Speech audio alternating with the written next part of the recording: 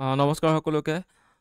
বৰ্তমান সময়ত আমি নেপালত দেখিবলৈ পাইছোঁ যে এক বৃহৎ পৰিমাণৰ এক বৃহৎ আকাৰৰ এটা মেচিভ প্ৰটেষ্ট গঢ় লৈ উঠিছে নেপালত। নেপালৰ যি ইউথসকল আছে তেওঁলোকে বৰ্তমান এটা ডাঙৰ প্ৰটেষ্ট গঢ়ি তুলিছে নেপালত। আৰু নেপালত কি হৈছে আমি সকলোবোৰ জানিম এই ভিডিঅ'টি চোৱাৰ আগতে আপোনালোকে চেনেলটো ছাবস্ক্ৰাইব কৰিবলৈ নাপাহৰিব। গতিকে আমি চাওঁ যে নেপালৰ যি জেন জিসকল আছে, জেন জি যদি আমি ক'বলৈ যাওঁ, যিসকল 26 এজৰ তলৰ লোক ব্যক্তি, তেখেতসকলক কি কোৱা হয়, জেন জি বুলি অভিহিত কৰা হয় বৰ্তমান মডাৰ্নাইজেশ্যন যুগত। ঠিক আছে, তেওঁলোকে নিজকে জেন জি বুলি অভিহিত কৰে, যিসকল আচলতে 1997ৰ পাছত যিসকলে জন্মগ্ৰহণ কৰিছে আৰু 26 এজৰ তলৰ যিসকল ব্যক্তি তেওঁলোকক মানে জেন জি বুলি অভিহিত কৰা হয়। গতিকে বৰ্তমান সময়ত এই জেন জিসকলে এটা বৃহৎ প্ৰটেষ্ট গঢ়ি তুলিছে নেপালত। দেখিছে জেন জি মুভমেণ্ট ইন নেপাল। তো হাজাৰ হাজাৰ লোক ওলাই আহিছে। কিহৰ বাবে ওলাই আহিছে এয়া আমি সকলো জানিম। তাৰ আগতে চাওঁ যে এই প্ৰটেষ্টত কি হৈছে। বৰ্তমান সময়ত 19জন পিপল কি হৈছে, মৃত্যুবৰণ কৰিছে আৰু 400তকৈ অধিক লোক কি হৈছে, ইনজিয়ৰ্ড হৈছে। ঠিক আছে, আৰু এইটো প্ৰটেষ্টটো ক'ত হৈছে, নেপালৰ যি কেপিটেল চিটি কাঠমাণ্ডুত হৈছে। ঠিক আছে, আৰু আমি যদি চাওঁ এই যি এটা মেচিভ আনৰেষ্ট, এটা যি অপ্ৰীতিকৰ পৰিস্থিতিৰ এটা সৃষ্টি হৈছে নেপালত, গতিকে সেই পৰিস্থিতিয়ে ভাৰততো প্ৰভাৱ পেলাব পাৰে বুলি বৰ্তমান সময়ত এই যি 1751 কিলোমিটাৰ বৰ্ডাৰ আছে নেপাল আৰু ইণ্ডিয়াৰ, তাত বৰ্তমান সময়ত ভাৰতত ছিকিউৰিটি ফ'ৰ্চেছ মানে ইমপ্লিমেণ্ট কৰা হৈছে। ঠিক আছে, ছিকিউৰিটি ফ'ৰ্চেছসমূহ তাত পঠিওৱা হৈছে নেপাল আৰু ইণ্ডিয়াৰ বৰ্ডাৰত। তো বৰ্তমান সময়ত এই প্ৰটেষ্টৰ বাবে কি হৈছে, কাৰফিউ ইম্প'জ কৰা হৈছে 10টা বজালৈকে। যোৱাকালি 10টা বজালৈকে কাৰফিউ ইমপ্লিমেণ্ট কৰা হৈছিল নেপালত। ঠিক আছে, আৰু লগতে এই প্ৰটেষ্টাৰসমূহক কি কৈছে, ৰাবাৰ বুলেটছ মানে নিক্ষেপ কৰা হয় আৰু টিয়েৰ গেছ আদিও ব্যৱহাৰ কৰিবলগীয়া হৈ গৈছে। মানে ইমানে ডাঙৰ কি হৈছে, মেচিভ প্ৰটেষ্ট আপোনালোকে দেখিবলৈ পাইছে, হাতে হাতে শ্লোগান লৈ ওলাই আহিছে। ঠিক আছে, যিসকল ইউথ আছে, ব্যক্তিসকল আছে, তেওঁলোকে হাতে হাতে শ্লোগান লৈ ওলাই আহিছে। এইফালে বেৰিকেড ভাঙি দিছে, আপোনালোকে দেখিছে ইমান ডাঙৰ এটা মেচিভ প্ৰটেষ্ট। ঠিক আছে, সকলোবোৰ ইউথ ওলাই আহিছে। কিহৰ বাবে হৈছে আমি এইটো জানিব লাগিব, তাৰ বাবে আমি চাই লওঁ কিহৰ বাবে হৈছিলে। তো এয়া আপোনালোকে দেখিছে যে হাজাৰ হাজাৰ লোক, হাজাৰ হাজাৰ ইউথ ওলাই আহিছে, ৰাস্তাত এনেদৰে প্ৰটেষ্ট কৰিছে। তো এই প্ৰটেষ্টটো কিহৰ বাবে হৈছে, এই প্ৰটেষ্টটো হৈছে যি যোৱা সপ্তাহত 26টা এপ্লিকেশ্যন বেন কৰি দিয়া হৈছিল, ছ'চিয়েল মিডিয়া এপছ বেন কৰি দিয়া হৈছিল নেপালত। কি বেন কৰা হৈছিল, Facebook, Messenger, Instagram, YouTube, WhatsApp, X, LinkedIn, Snapchat, Reddit, Discord, Threads. ঠিক আছে, তাৰপিছত এনেধৰণৰ মানে যিসমূহ আজিকালি পপুলাৰ এপছ, মানে আপোনালোকৰ কমিউনিকেশ্যন হওক, ক'ৰবাত আপোনালোকে কাৰোবাৰ লগত কথা পাতিবলগীয়া হওক, আপোনালোকে কিবা ভাৱ প্ৰকাশ কৰিবলগীয়া হওক, এই সকলো এপছসমূহতে সোমাইছে। আপোনালোকে কিবা ভিডিঅ' চাবলৈ হ'লে আপোনালোকে ফেচবুক ইউজ কৰে, আপোনালোকক লগৰজনৰ লগত কথা পাতিবলৈ আপোনালোকে ফেচবুক ইউজ কৰে, আপোনালোকে মেছেঞ্জাৰ ইউজ কৰে, ফেচবুকৰ এপছ মেছেঞ্জাৰ, তাৰপিছত ইনষ্টাগ্ৰাম ইউজ কৰে। ইনষ্টাগ্ৰামত আজিকালি বহুতে কণ্টেণ্ট ক্ৰিয়েশ্যন কৰে, ফেচবুকত কণ্টেণ্ট ক্ৰিয়েশ্যন কৰে। তেনেদৰে ইউটিউবটো আজিকালি এটা ডাঙৰ কি হৈছে, জব ফেক্টৰী টাইপৰ হৈ গৈছে। ঠিক আছে, ইউটিউবত কণ্টেণ্ট প্ৰভাইড কৰে, তাৰপিছত ইউটিউব এটা আৰ্নিং চ'ৰ্চ হয়। ঠিক আছে, তাৰপিছত হোৱাটছএপ কোনটো, হোৱাটছএপ হৈছে এটা কমিউনিকেশ্যনৰ এটা ছিষ্টেম, কমিউনিকেশ্যনৰ এটা আধাৰ। গতিকে হোৱাটছএপ বেন হৈ গৈছে। এক্স, য'ত আমি বিভিন্ন ধৰণৰ নিউজসমূহ পাওঁ, বাতৰিসমূহ পাওঁ গোটেই ৱৰ্ল্ড ৱাইড। গতিকে এনেধৰণৰ এক্স বেন কৰি দিয়া হৈছে। এক্স আচলতে টুইটাৰ যি বৰ্তমানৰ সময়ৰ নাম এক্স। লিংকডইন, য'ত আমি প্ৰফাইল ক্ৰিয়েট কৰি কিনে আমি জব চাৰ্চ কৰিব পাৰোঁ। ঠিক আছে, এনেধৰণৰ একদম মেজৰ এপ্লিকেশ্যন বেন কৰি দিয়া হৈছে। কিয় বেন কৰি দিয়া হৈছিল, যি নেপালৰ গভৰ্ণমেণ্ট আছে তেওঁলোকে কি কৈছে যে এই এপছসমূহৰ মানে যি নেপালৰ ছিকিউৰিটি, ইণ্টাৰনেল ছিকিউৰিটি কিছুমান থ্ৰেট আনি দিছে। কি কাৰণে আনি দিছে, এই বৰ্তমান সময়ত কি কৈছে, ফেক আইডি কিছুমান ক্ৰিয়েট কৰি কিনি মানে হেট স্পীচ, ফেক নিউজ আদি স্প্ৰেড কৰা হয়। ঠিক আছে, আৰু ফ্ৰডটো দেখিবলৈ পোৱা যায় বহু পৰিমাণে। লগতে বিভিন্ন ধৰণৰ ক্ৰাইম এই এপছসমূহৰ জৰিয়তে কৰা হৈছে। সেইবাবে কি কৰিছিল নেপালৰ যি গভৰ্ণমেণ্টে, তেওঁলোকে 7 days এটা ডেডলাইন বান্ধি দিছিল এই সকলোবোৰ এপছক, যাতে তেওঁলোকে নেপাল গভৰ্ণমেণ্টৰ আণ্ডাৰত এই সকলোবোৰ এপছ মানে তেওঁলোকে ৰেজিষ্টাৰ কৰিব লাগিব। 7 days ডেডলাইন। গতিকে যিসকল ফেইল হৈ গ'ল, যিসকল এপছ ফেইল হৈ গ'ল এই 7 দিনৰ ভিতৰত ৰেজিষ্টাৰ কৰিবলৈ, গতিকে সকলোবোৰ এপছ বেন কৰি দিয়া হ'ল। তাৰ সমসাময়িকভাৱে যিসমূহ এপছে তেওঁলোকৰ নিজকে ৰেজিষ্টাৰ কৰিলে, নিজৰ এপছসমূহ গভৰ্ণমেণ্টৰ আণ্ডাৰত ৰেজিষ্টাৰ কৰিলে, সেইসমূহ যেনেদৰে ভাইবাৰ হওক, তাৰপিছত টিকটক, উইটক, নিম্বাছ এনেকুৱা ধৰণৰ এপছো স্মুথলি ৰান হৈ আছে বৰ্তমান সময়ত নেপালত। গতিকে এই যি নেপালত বেন কৰাৰ বাবে তেওঁলোকে হাতে হাতে পোষ্টাৰ লৈ ওলাই আহিছে। যিসকল ইউথ আছে কি কৈছে, আনবেন social media, shot down the corruption, not the social media, youth against the corruption, এনেধৰণৰ শ্লোগান লৈ তেওঁলোকে প্ৰটেষ্ট কৰা দেখিবলৈ পোৱা গৈছে। তো তেওঁলোকে কোৱা মতে যি নেপালত যি প্ৰটেষ্ট ষ্টাৰ্ট হৈছে, তেওঁলোকে কৈছে যে নেপালৰ গভৰ্ণমেণ্ট বৰ্তমান কি হৈ গৈছে, কৰাপ্ট হৈ গৈছে, বহু পৰিমাণে কাৰাপ্ট হৈ গৈছে। আৰু এই কাৰাপশ্যনৰ বাবে সকলোবোৰ ইউথ কি হৈছে, ফ্ৰাষ্ট্ৰেটেড হৈ আছে। ঠিক আছে, ফ্ৰাষ্ট্ৰেটেড হৈ আছে।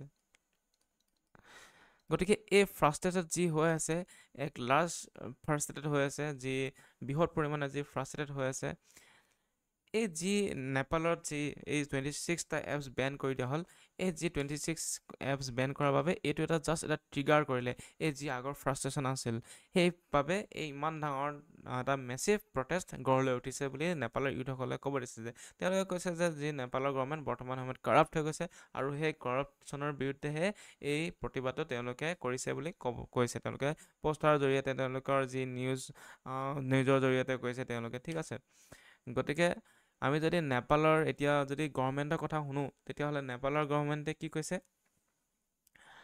যে the ban was imposed after the several major platforms failed to comply with Nepal directive to register with the government. যি নেপালৰ যি ministry of the communication and information technology দ্বাৰা এটা প্ৰভাইড কৰা হৈছিল, যে চৰকাৰৰ দ্বাৰা প্ৰভাইড কৰা হৈছে, যে তেওঁলোকে 7 দিনৰ ভিতৰত কি কৰিব লাগিব, ৰেজিষ্টাৰ কৰিব লাগিব তেওঁলোকে এপছসমূহ। গতিকে যিহেতু নকৰিলে, সেইবাবে সকলোবোৰ এপছ বেন কৰি দিয়া হ'ল। যিহেতু তেওঁলোকে এই এপছসমূহে মানে বৰ্তমান সময়ত যি ইণ্টাৰনেল ছিকিউৰিটিত মানে এটা থ্ৰেট আনি দিছিল। ঠিক আছে, নেপাল গভৰ্ণমেণ্টৰ। আৰু যিহেতু এই এপছসমূহে বৃহৎ পৰিমাণৰ লাৰ্জ পৰিমাণৰ কি কৰিছিল, তেওঁলোকে কিছুমান ডাটা লিক কৰিছিল, ডাটা লিকেজ কৰিছিল, ডাটা প্ৰাইভেচিৰ কথা আহি গৈছিল, যি নেপালৰ ইণ্টাৰনেল ছিকিউৰিটি আৰু ইণ্টিগ্ৰিটিৰ কথাও আহি গৈছিল। গতিকে যিহেতু তেওঁলোকে নিয়ম পালন নকৰিলে, ৰেগুলেটৰী পালন নকৰিলে, যি এখন ল' বনাই দিছিল, গতিকে সেইবাবে এই সকলোবোৰ এপছ বেন কৰি দিয়া হ'ল। আৰু অফিচিয়েল যে কি বুলি কৈছে, তেওঁলোকে কৈছে যে this move is about the sovereignty and regulation, not censorship. তেওঁলোকে কৈছে যে এই যি মুভ কৰা হ'ল, মুভ মানে কি, যি এটা ডিচিজন লোৱা হ'ল, এটা বৃহৎ ডিচিজন এটা লোৱা হ'ল যে এই এপছসমূহ বেন কৰাৰ, সেই মুভটো এই ছভাৰ্নিটি আৰু ৰেগুলেশ্যনৰ বিৰুদ্ধেহে বুলি কৈছে অফিচিয়েলভাৱে। আৰু লগতে কৈছে যে লাগিলে জব লষ্টে হওক, ঠিক আছে, কিন্তু জব লছতকৈ যি নেপালৰ জনতা আছে তেওঁলোকৰ লাগিলে জব লষ্ট হৈ যাওক, কিন্তু নেপালৰ ইণ্ডিপেণ্ডেঞ্চ আৰু নেপালৰ ছিকিউৰিটি, নেপালৰ ডিগনিটি, নেপালৰ ইণ্ডিপেণ্ডেঞ্চ আৰু নেপালৰ ছভাৰ্নিটি তাতকৈ ডাঙৰ বুলি কৈছে তেওঁলোকে। নেপালৰ চৰকাৰে তেওঁলোকে লাগিলে জব লষ্ট হৈ যোৱাটো তেওঁলোকে মানি লৈছে, কিন্তু তেওঁলোকৰ মতে যে নেপালৰ যি নেশ্যনেল ডিগনিটি, নেশ্যনেল ইণ্ডিপেণ্ডেঞ্চ আৰু নেশ্যনেল ছভাৰ্নিটি তেওঁলোকে ডাঙৰ বুলি কৈছে। ঠিক আছে, ইয়াত বিশেষ গুৰুত্ব দিয়া হৈছে বুলি নেপাল চৰকাৰে জনাইছে। আৰু তেওঁলোকে এইটো কৈছে যে বৰ্তমান সময়ত যদি কোনোবা এপছে যদি ৰেজিষ্টাৰ কৰে, তেতিয়াহ'লে এই কি হ'ব, এই ছ'চিয়েল মিডিয়াৰ ওপৰত এই এপছসমূহৰ ওপৰত যি বেন কৰা হৈছিল, এই বেন লিফ্ট কৰি দিয়া হ'ব যদি তেওঁলোকে ৰেজিষ্টাৰ কৰে। বৰ্তমান সময়ত আমি জানিবলৈ পোৱা মতে যি টেলিগ্ৰামৰ ওপৰতো বেন হৈছিল।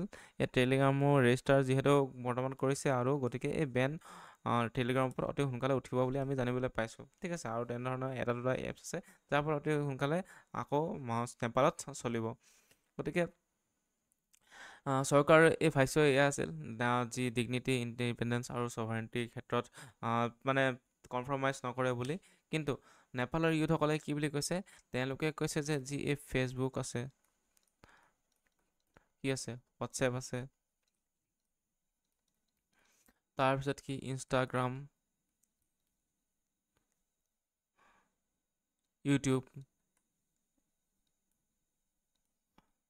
এই সকলোবোৰ যি ছ'চিয়েল মিডিয়া প্লেটফৰ্ম, এই সকলোবোৰ হৈছে নেপালৰ ইউথসকলৰ যি বাক স্বাধীনতা ৰোধ কৰাৰ এক উপায়। তেওঁলোকৰ মতে যিহেতু চৰকাৰ কাৰাপ্ট হৈ গ'ল, তেওঁলোকে বিচৰা নাই যে যি নেপালৰ যি ইউথসকলৰ যি মতামত, তেওঁলোকৰ যি ফ্ৰাষ্ট্ৰেশ্যন, তেওঁলোকে যাতে এই ছ'চিয়েল এপছসমূহৰ জৰিয়তে যাতে তেওঁলোকে দেখাব নোৱাৰে, তেওঁলোকে যাতে বাক স্বাধীনতাক খৰ্ব কৰে, তাৰ বাবে সেই বাক স্বাধীনতা যি তেওঁলোকৰ ৰাইট টু ফ্ৰীডম আছে, right to speech, right to freedom আছে, সেই right to freedom, right to speech খতম কৰিবৰ বাবে এই প্লেটফৰ্মসমূহ বন্ধ কৰি দিয়া হৈছে বুলি নেপালৰ ইউথসকলে তেওঁলোকৰ ফ্ৰাষ্ট্ৰেশ্যন প্ৰকাশ কৰিছে। তেওঁলোকে কৈছে যে যিহেতু বৰ্তমান নেপালৰ গভৰ্ণমেণ্ট কাৰাপ্ট হৈ গ'ল, গতিকে তেওঁলোকে বিচৰা নাই যে তেওঁলোকে এই এপছসমূহৰ জৰিয়তে ইউটিউবসমূহৰ জৰিয়তে নেপালৰ চৰকাৰৰ বিৰুদ্ধে কিবা মাত মাতিব, গতিকে এই এপছসমূহ বন্ধ কৰি দিয়া বুলি তেওঁলোকে জনা হৈছে।